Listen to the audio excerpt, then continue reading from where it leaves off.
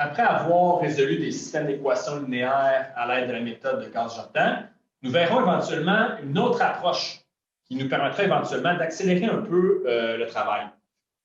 Avant d'y arriver, nous devons définir quelques sortes de matrices très importantes, qu'on va appeler la matrice inverse.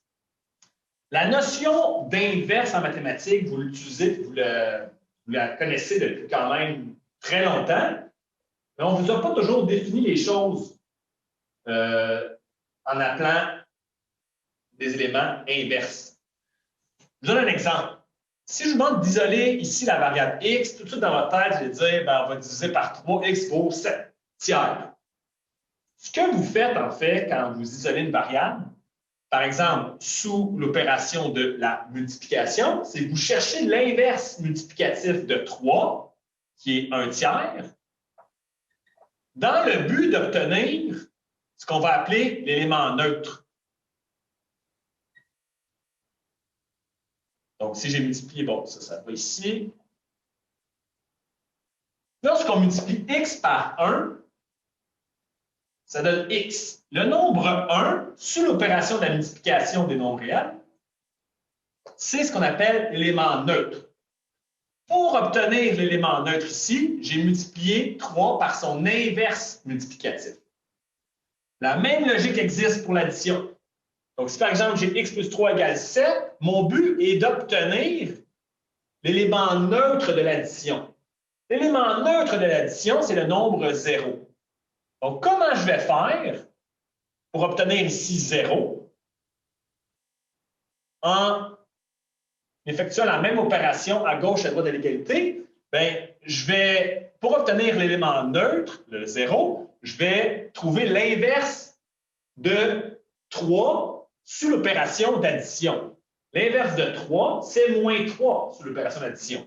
Donc, en faisant moins 3 ici, donc, en faisant moins 3 de part et d'autre de l'égalité, je me retrouve à utiliser l'inverse de l'addition pour obtenir le neutre et ainsi isoler ma variable x.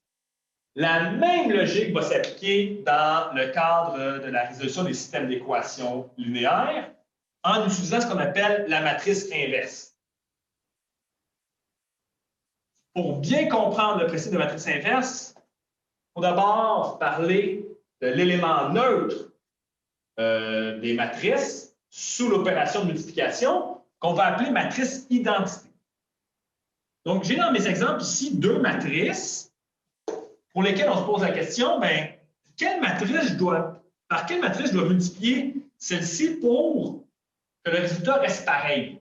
Tout comme ici, il fallait, pour obtenir, dans le fond, pour que x reste pareil, on avait le 1 sur l'opération de multiplication, on avait 0 sur l'opération d'addition.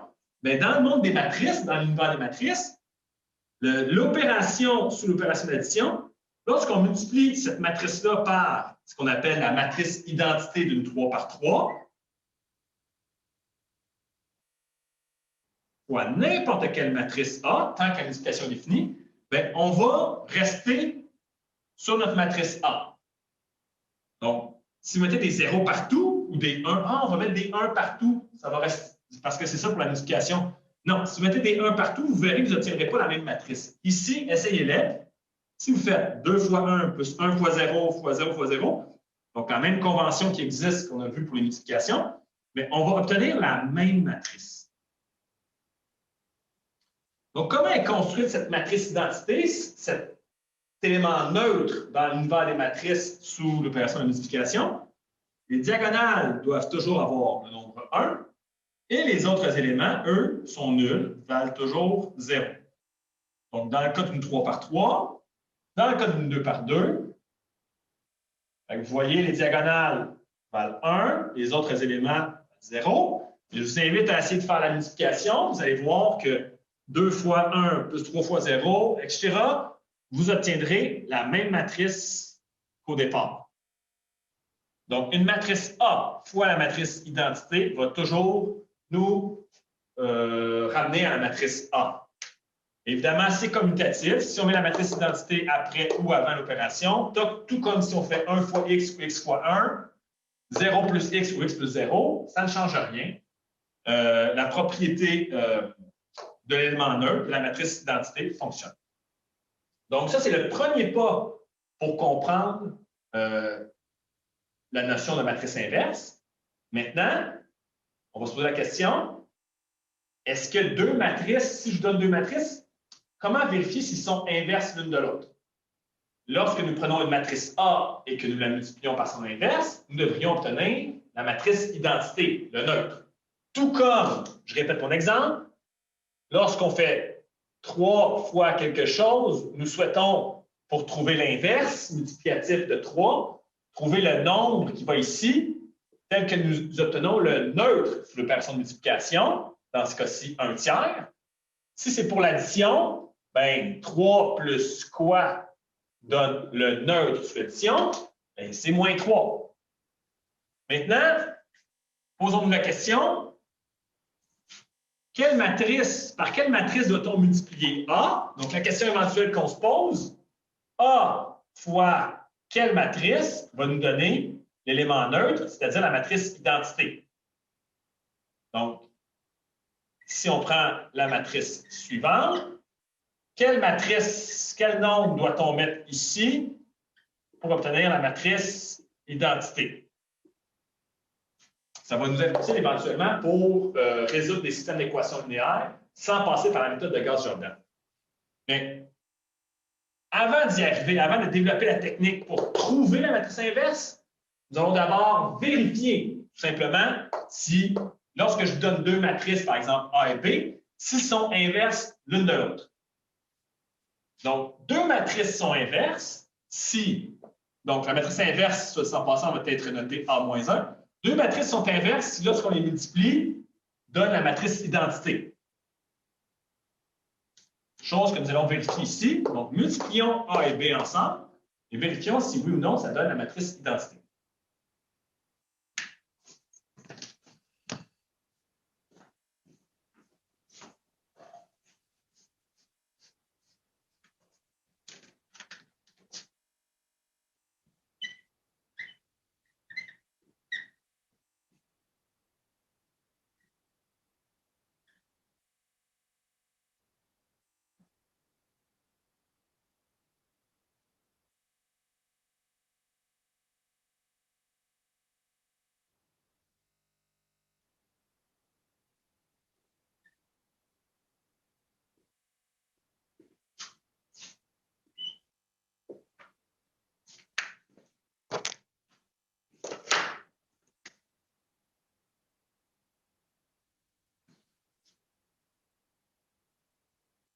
Donc, faisons tour à tour l'opération multiplication à l'aide de la convention ligne-colonne. Donc, ici, nous devons faire 6 fois moins 9,5 plus 8 fois 7,5 pour obtenir l'élément A11. Donc, si vous faites ça ici, vous obtiendrez le nombre 1. Donc, 1 ici. Pour obtenir l'élément de la première ligne, deuxième colonne, donc nous prenons première ligne, deuxième colonne. Donc, nous allons faire 6 fois 4 plus 8 fois 3, donc 0. On fait la même chose pour la deuxième ligne, première colonne, donc 7 fois ici, 7 fois ça. Donc,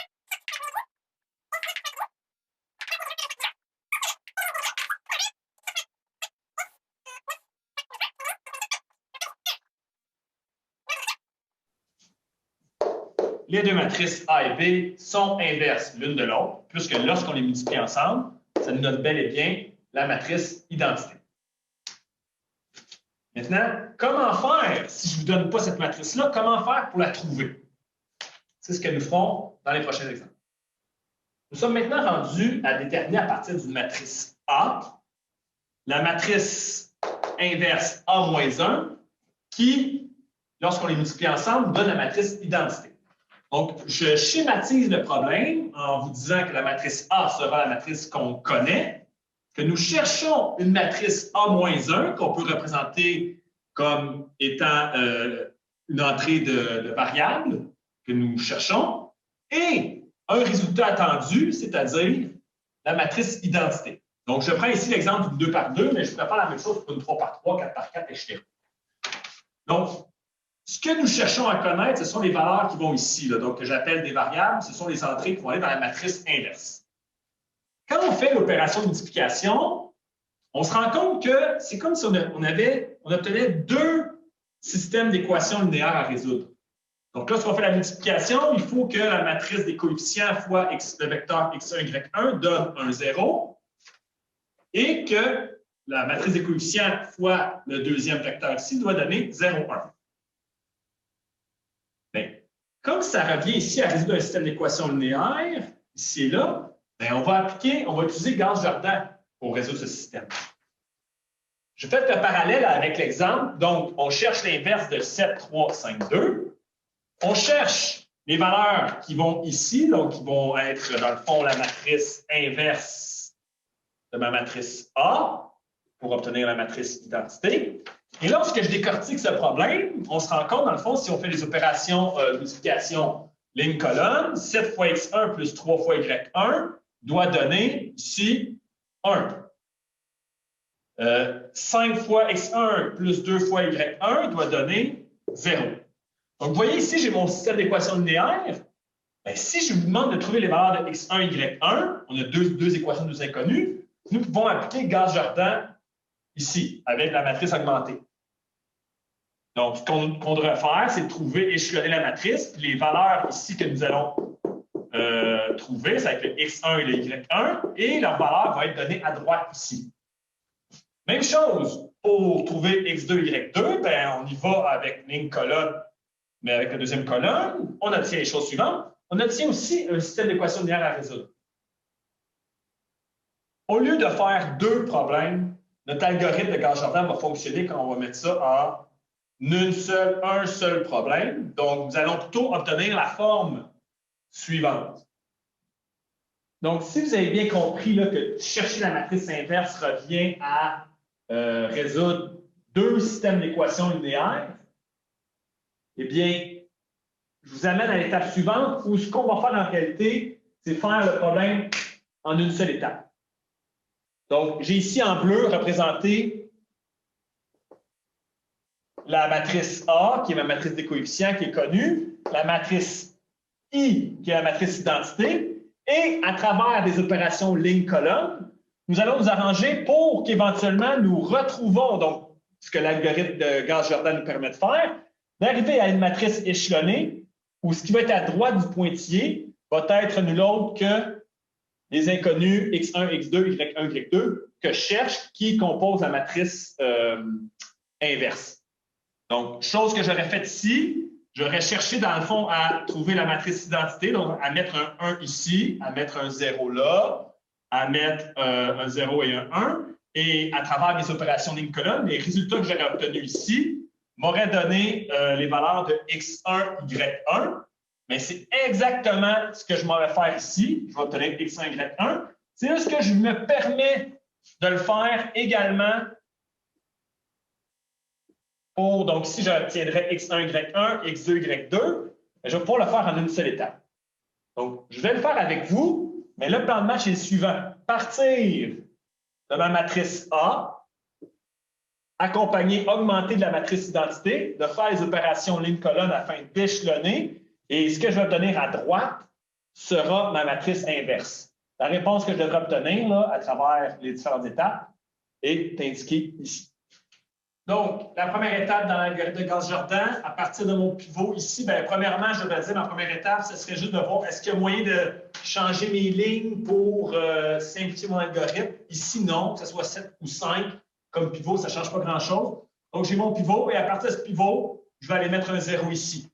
Donc, l'opération que nous devons faire, rien de spécial sur la ligne 1. Nous allons faire la chose suivante. Donc, nous allons multiplier 7 fois la ligne 2 pour obtenir 35, moins 5 fois la ligne 1. Donc là, n'oubliez pas que ce que je fais ici comme opération sur le premier élément va s'appliquer à toute la ligne. Donc, nous devrions obtenir la chose suivante.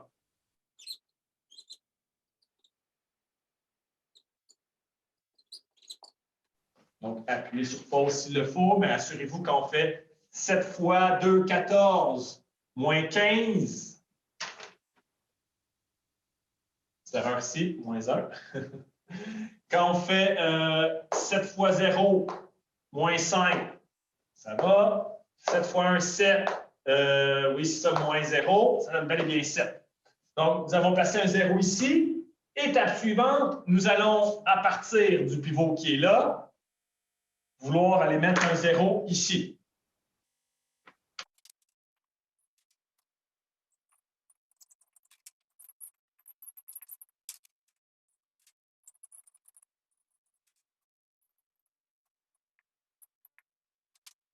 Donc, après avoir, par souci là, de simplicité, changé la ligne 2 en inversant les signes pour obtenir un 1 déjà bien placé, ben, j'ai ensuite été placer mon 0 avec l'opération ligne suivante, donc matrice équivalente en respectant les opérations lignes.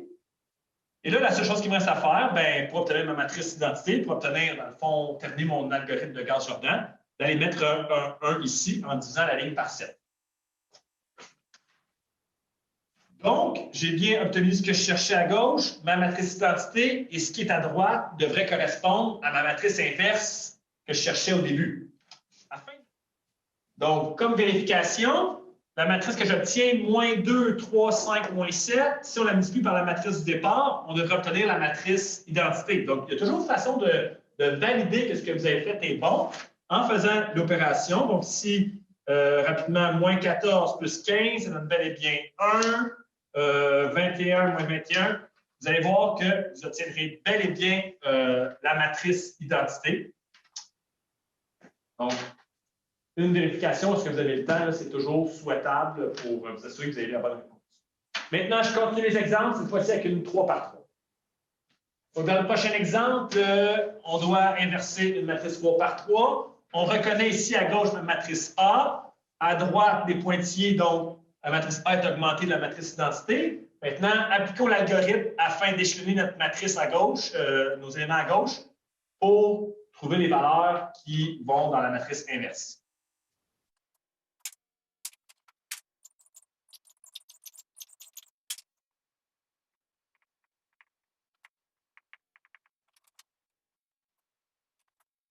Donc, rien de spécial à dire. Ici, on avait déjà un 0 de placé, donc aucune opération ligne n'a été faite.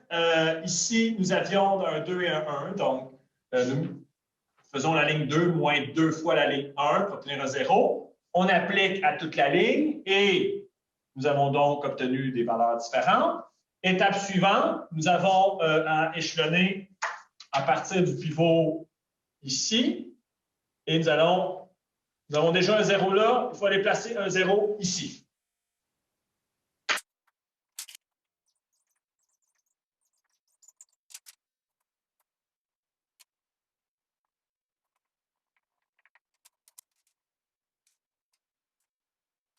Donc, l'opération qui a été faite ici, ligne 3 moins ligne 2, puisque nous prenons la ligne 3 qui était 1, nous soustrayons le pivot. Nous allons obtenir une valeur de 0 ici. On applique donc 12 moins 4, 0 moins 2. Nous obtenons les valeurs suivantes. Dernière étape dans l'échelonnage, nous allons devoir, à partir du pivot qui est 8 ici, insérer des zéros. C'est déjà fait. Ça donne bien. Maintenant, il faut juste travailler ici. Comme allons-nous mettre un 0 ici? Nous allons faire 2 fois la ligne 2 moins la ligne 3.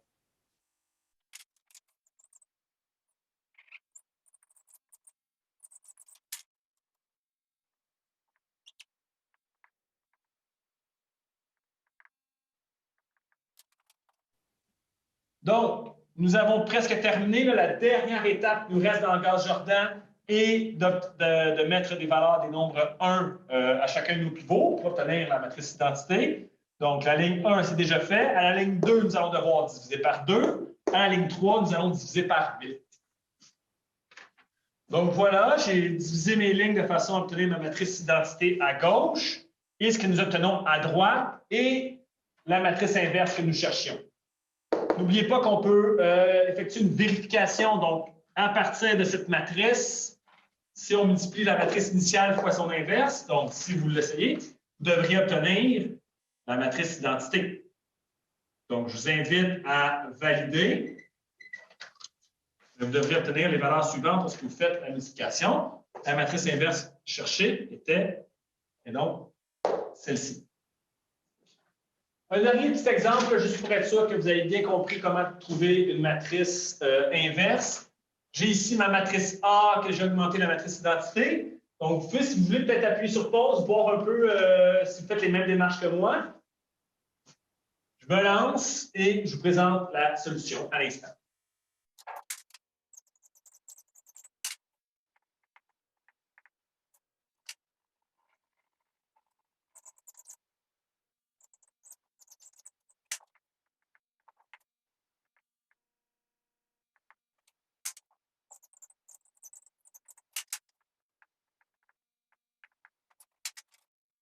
Donc voilà, peut-être que vous pourriez remarquer les petites astuces que j'ai faites en premier lieu, là, inverser ma première et ma deuxième ligne pour obtenir déjà tout de suite mon 0 qui est bien placé, un pivot qui est non nul. Par la suite, je peux tout de suite, avec mon pivot qui est là, aller remplacer avec un 0 avec l'opération ligne suivante.